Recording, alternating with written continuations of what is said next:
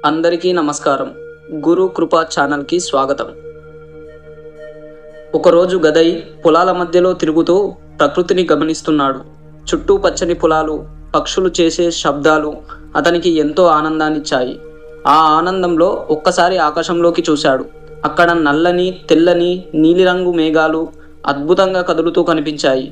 ఆ మబ్బుల కింద నుండి కొంగలు, ఇతర పక్షులు వరుస క్రమంలో ఎగురుతున్నాయి. ప్రశాంతమైన చల్లని గాలి వీస్తున్నది. అది చూసిన గదైకి మనసు తనవు పులకరించిపోయింది. తన మనసు ప్రకృతితో మమేకమైపోయింది. వెంటనే గదై స్పృహ తప్పి పడిపోయాడు. ఇది గమనించిన గదై స్నేహితులు అక్కడున్న పెద్దవారిని పిలిచి గదై స్పృహ తప్పాడు అని చెప్పారు. వారంతా వచ్చి గదైని ఇంటికి తీసుకువచ్చారు. చాలాసేపటి తర్వాత గదైకి మెలకువ వచ్చింది. మెలకువ రాగానే అతనికి జరిగిన ఆ అనుభవం గురించి గుర్తు చేసుకున్నాడు. అది అతనికి చాలా ఆనందాన్ని ఇచ్చింది. తాను స్పృహలో లేనంతసేపు తాను ఒక అద్భుతమైన ఆనంద సాగరంలో మునిగిపోయానని, ఆ అనుభవం చాలా బాగుందని మురిసిపోయాడు. ఈ విషయం తల్లిదండ్రులకి చెప్పినప్పటికీ వారు నమ్మలేదు. గదై తల్లి తన కుమారునికి గాలి సోకిందేమో అని కొంతకాలం బడికి పంపడం మానేసింది. దానితో గదైకి మరింత స్వేచ్ఛ లభించింది. దాంతో ఊరంతా ఇష్టం వచ్చినట్లు తిరుగుతూ చిలిపి పనులు చేస్తూ ఉండేవాడు. గదైకి ధైర్యం, మంకుపట్టు ఎక్కువ. ఫలానా ప్రాంతంలో దయ్యాలు ఉన్నాయి, అక్కడికి వెళ్ళకూడదని పెద్దలు చెప్తే ధైర్యంగా వెళ్ళి వచ్చేవాడు. గదై కంటే పెద్దవారు అక్కడికి వెళ్ళడానికి భయపడేవారు. ఇదిలా ఉండగా క్షుదిరాం మేనల్లుడు రామచంద్ర వంద్యో దేవీ నవరాత్రుల సందర్భంగా ఘనంగా భజన కీర్తనలతో దుర్గా పూజను నిర్వహించేవాడు. ఆ సందర్భంగా తన మేనమామ అయిన క్షుదిరాంని తన ఇంటికి ఆహ్వానించాడు. అతని గ్రామం సేలంపూర్. క్షుదిరాంకి తన మేనల్లుడంటే అమితమైన ప్రేమ. కానీ కొన్ని సంవత్సరాలుగా అజీర్తి రోగం తనను బాధిస్తున్నది. అప్పటికి క్షుదిరాం వయస్సు 68 సంవత్సరాలు. తన ఒంట్లో శక్తి లేదు. కానీ ఇప్పుడు వెళ్ళకపోతే రాబోయే కాలంలో అస్సలు వెళ్ళలేను, నా శరీరం ఇంకా క్షీణించిపోతుంది, కాబట్టి ఏది ఏమైనా మేనల్లుడి దగ్గరికి వెళ్ళి తీరాల్సిందే అని నిర్ణయించుకున్నాడు. క్షుదిరాం అతని పెద్ద కుమారుడు రామ్ కుమార్ని వెంటబెట్టుకొని బయలుదేరతాడు. బయలుదేరే ముందు గదైని పిలుచుకొని ప్రేమగా ముద్దు పెట్టి తన భార్యకి, కుమారునికి జాగ్రత్తలు చెప్పి శ్రీ రఘువీరునికి మనసారా నమస్కరించి తన కొడుకుతో ఊరికి బయలుదేరతాడు. పూజకి కొన్ని రోజుల ముందే సేలంపూర్ చేరుకుంటాడు. మేనమామని, బావని చూసిన రామచంద్ర సంతోషంగా ఆహ్వానించి క్షేమ సమాచారాలు అడిగాడు. అందరూ ఆనందంగా ఉన్నారు. కానీ క్షుదిరాం సేలంకి వచ్చిన తర్వాత తనకున్న అజీర్తి, అతిసారం ఎక్కువై క్షుదిరాం మంచాన పడ్డాడు. వెంటనే రామచంద్ర వైద్యులను పిలిపించి చికిత్స చేయించాలని మెరుగైన వైద్యులను తీసుకువచ్చాడు. వారు చేసిన వైద్యంతో క్షుదిరాం కొంత కోలుకున్నాడు. దుర్గాదేవి నవరాత్రులు ఆనందంగా జరిగాయి. కానీ చివరి నవమి రోజున క్షుదిరాంకి రోగం మళ్ళీ తీవ్రమైంది. ఆనందంగా ఉన్న అందరూ బాధకు గురయ్యారు. తన మేనమామ ఆరోగ్యం బాగు చేయించాలని మంచి వైద్యులను పిలిపించాడు రామచంద్ర. కానీ లాభం లేకుండా పోయింది. క్షుదిరాం పూర్తిగా బలహీనుడై మంచంపైనే ఉన్నాడు. నోట మాట రావడం లేదు. దేవీ నవరాత్రుల్లో ఆ రోజు చివరి రోజు కావడంతో రామచంద్ర ఆ రోజు సాయంత్రం దుర్గామాతని నిమజ్జనం చేసి త్వరగా తన మేనమామ దగ్గరకు వచ్చాడు. తన మేనమామ పరిస్థితి రామచంద్రకి అర్థమైపోయింది. చేసేదేమీ లేక చిన్నపిల్లవాడిలా ఏడుస్తూ క్షుదిరాం చెవి దగ్గరకు వచ్చి గట్టిగా ఇలా అన్నాడు, మామా, నీవెప్పుడు శ్రీ రఘువీరుణ్ణి స్మరిస్తావు కదా, మరి ఇప్పుడెందుకు స్మరించవు అన్నాడు. అలా అంటే కనీసం శ్రీ రఘువీరుని మీద ఉన్న ప్రేమతో ఏదైనా మాట్లాడతాడేమో అని ఆశపడ్డాడు.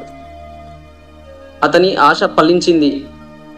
శ్రీ రఘువీరుని పేరు వినగానే శరీరంలో కదలిక వచ్చి భావ్యశృతి వచ్చింది. రామచంద్ర వైపు ప్రేమగా చూస్తూ ఇలా అన్నాడు, రామచంద్ర, దుర్గమ్మ నిమజ్జనం అయిపోయిందా అని అడిగాడు.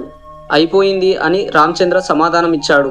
అయితే నన్ను కాస్త కూర్చోబెట్టు నాయనా అని అన్నాడు. రామ్ కుమార్, రామచంద్రలు కలిసి క్షుదీరాంని నెమ్మదిగా కూర్చోబెట్టారు. కూర్చున్న వెంటనే క్షుదీరాం శ్రీ రఘువీరుని పవిత్ర నామాన్ని గంభీరమైన స్వరంతో 3 సార్లు ఉచ్చరించి ఆ మరుక్షణమే తన దేహాన్ని వదిలేశాడు.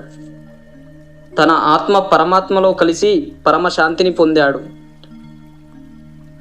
ఆనాటి రాత్రి భగవంతుని నామ సంకీర్తనలతో రామచంద్ర ఇల్లు మార్మురోగైపోయింది. ఈ విషయం తెలిసి చంద్రాదేవి శోక సముద్రంలో మునిగిపోయింది. క్షుదీరాం దేహాన్ని నదీ తీరానికి తీసుకువెళ్ళి దహనం చేశారు. రామ్ కుమార్ తన తండ్రి పేరు మీద శాస్త్రం ప్రకారం ఒక కోడెదూడను వదిలాడు. ఎంతోమంది బ్రాహ్మణులను పిలిచి భోజనం పెట్టాడు. తండ్రి శ్రాద్ధ కర్మలు చాలా గొప్పగా నిర్వహించాడు. ఆనాటి కాలంలో అందుకు అయిన ఖర్చు 500 రూపాయలు. క్షుదీరాం మరణం అతని కుటుంబంలో చాలా మార్పులు తీసుకువచ్చింది. చంద్రాదేవి కొన్ని నెలలుగా ఆ బాధ నుండి బయటికి రాలేకపోయింది. కుటుంబ భారం అంతా రామ్ కుమార్పై పడింది. రామ్ కుమార్ మరియు అతని తమ్ముడు రామేశ్వర్ వీరిద్దరూ కుటుంబ బాధ్యతలు తీసుకున్నారు. గదై మరియు చెల్లెలు సర్వమంగళ వీరు చిన్న వయసు. వీరిని చంద్రాదేవి జాగ్రత్తగా చూసుకుంటున్నది. చంద్రాదేవి కోడలు అంటే రామ్ కుమార్ భార్య చంద్రాదేవిని జాగ్రత్తగా చూసుకుంటున్నది. గదైకి అప్పుడు దాదాపు 8 సంవత్సరాలు. తండ్రి మరణం గదైకి తీవ్రమైన బాధను కలిగించింది. తన తండ్రి జ్ఞాపకాలను తన మనసులో నెమరువేస్తూ లోపలే కుమిలిపోయేవాడు. కానీ ఈ విషయం ఎవరికీ చెప్పేవాడు కాదు. అయినప్పటికీ నవ్వుతూ ఆడుతూ పాడుతూ ఉండేవాడు. కానీ కొన్ని రోజుల తర్వాత గదై ఒంటరిగా గడపడానికి ఇష్టపడేవాడు. ఒంటరిగా శ్మశానంలో ఎవరూ లేని నిర్జన ప్రదేశాలకు వెళ్ళేవాడు. ఇది గమనించిన గ్రామస్తులు కొందరు పెద్దగా పట్టించుకునేవారు కాదు. అప్పటి నుండి గదైకి పరిశీలనా శక్తి పెరిగింది. గ్రామంలోని వారు దేన్నైనా విమర్శిస్తున్నారు అంటే దాన్ని గురించి నిశితంగా పరిశీలించేవాడు. అదేవిధంగా తన తల్లి దగ్గర తాను ఉన్నంతసేపు చంద్రాదేవి చాలా ఆనందంగా ఉండడం గమనించాడు. అది గమనించిన గదై తన తల్లి దగ్గర ఎక్కువ కాలం గడపసాగాడు. తల్లి చేసే పనుల్లో, పూజా కార్యక్రమంలో దగ్గరుండి సహాయం చేసేవాడు. తాను ఇంతకు ముందులాగా అది కావాలి ఇది కావాలి అని అడగడం, మొండిగా ప్రవర్తించడం మానేశాడు. తన తల్లిని అన్ని విధాలుగా తానే కాపాడుకోవాలి అన్న నిర్ణయానికి వచ్చాడు. గదై బడికి వెళ్ళడం మళ్ళీ ప్రారంభించాడు. బడిలో పాఠాల కంటే పురాణాలు, ఇతిహాసాలు, పాటలు వినడం, నేర్చుకోవడం ఎక్కువ చేసేవాడు. రకరకాల విగ్రహాలను తయారు చేయడం నేర్చుకున్నాడు. ఈ పనులలో అతనికి ఎంతో ఆనందం కలిగింది. గదై ఉన్న ఊరు మీదుగా సాధువులు, సన్యాసులు, బైరాగులు ఎక్కువగా ప్రయాణించేవారు. ఎందుకంటే ఆ ఊరి మీదుగా పూరి జగన్నాథ స్వామి ఆలయానికి దారి ఉన్నది. ఆ కారణం చేత ఆ సాధువులు, సన్యాసులు, బైరాగుల వంటి వారు ఆ గ్రామంలోకి భిక్షాటనకు వచ్చేవారు. వారు సేద తీరడానికి ఆ గ్రామ పెద్ద జమీందారు ఒక మంచి సత్రాన్ని కట్టించాడు. ఆ సాధువులు గ్రామంలోని భిక్షాటన చేసి ఆ సత్రంలో సేద తీరి జగన్నాథుని దర్శనానికి బయలుదేరేవారు.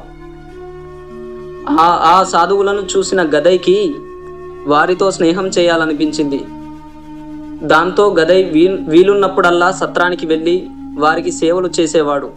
ముద్దు ముద్దు మాటలతో, పాటలతో వారికి ఆనందాన్ని కలిగించేవారు. ఆ సాధువులు కూడా గదైని చూసి చాలా సంతోషించేవారు.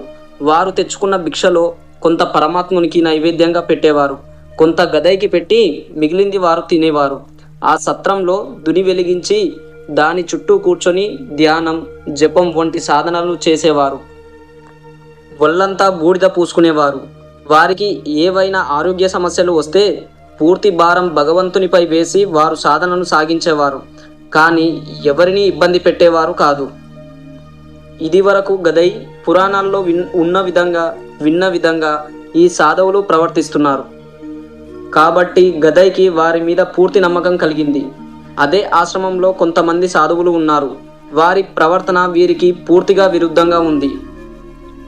దీనివల్ల గదై నిజమైన సాధువులకు దొంగ సాధువులకు తేడాను తెలుసుకున్నాడు. అలా ఆ సత్రానికి సాధువులు వస్తూ పోతూ ఉండేవారు. ఇలా రోజులు గడుస్తున్నాయి. గదైకి 8 సంవత్సరాలు వచ్చాయి. ఒకసారి సత్రంలోకి కొంతమంది సాధువులు వచ్చారు. వారు చాలా దూర ప్రయాణం చేసి అలసిపోయారు. గదై వారికి కావలసిన పరిచర్యలు చేస్తూ వారికి బాగా దగ్గరయ్యాడు. ఎందుకో గాని వారు ఆ సత్రంలో ఎక్కువ కాలమే ఉన్నారు.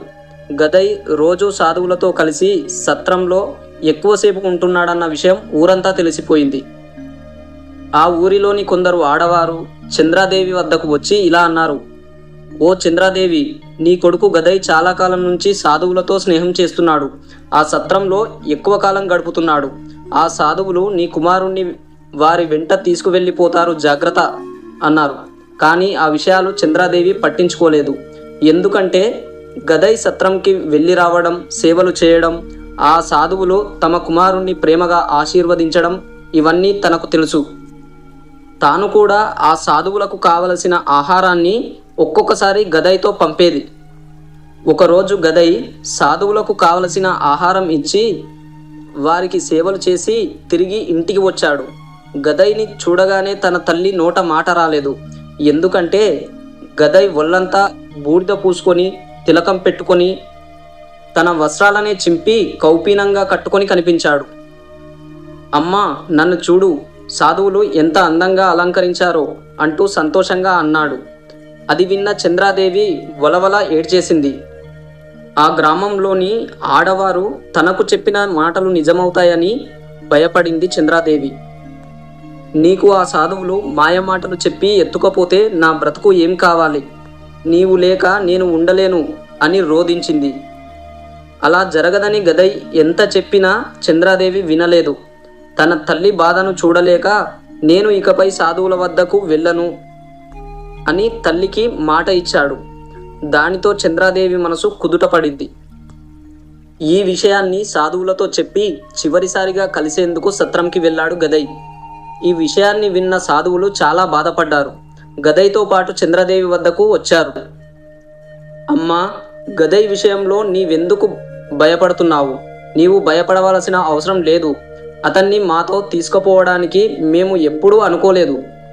దైవ సాక్షిగా మాకు ఆ పాడు ఆలోచన లేదు. అయినా ఇంత చిన్న పిల్లవాడిని తల్లిదండ్రుల అనుమతి లేకుండా తీసుకుపోతే అది దొంగతనమే అవుతుంది. దానివల్ల మాకు పాపం వస్తుంది. ఆ పని మేము ఎలా చేయగలము తల్లి? కాబట్టి నువ్వేం భయపడకు అని రకరకాలుగా నచ్చజెప్పారు. వారి మాటలు విన్న తర్వాత చంద్రాదేవి మనసు కుదుటపడింది. ఆ సాధువులు కోరినట్లుగానే వారి వద్దకు తన కొడుకును పంపసాగింది. గదైకి గయా విష్ణు అనే స్నేహితుడున్నాడు. ఇతడు ఎవరో కాదు, క్షుదిరామ్ ప్రాణ స్నేహితుడైన ధర్మాదాస్ లాల్ కుమారుడు. వీరిద్దరూ ఒకరిని వదిలి ఒకరు ఉండరు. గ్రామంలోని స్త్రీలు గదైని తమ ఇంటికి భోజనానికి పిలిచేవారు. కానీ గదై తన స్నేహితుడు గయా విష్ణు లేకుండా ఎక్కడికి భోజనంకి వెళ్ళేవాడు కాదు.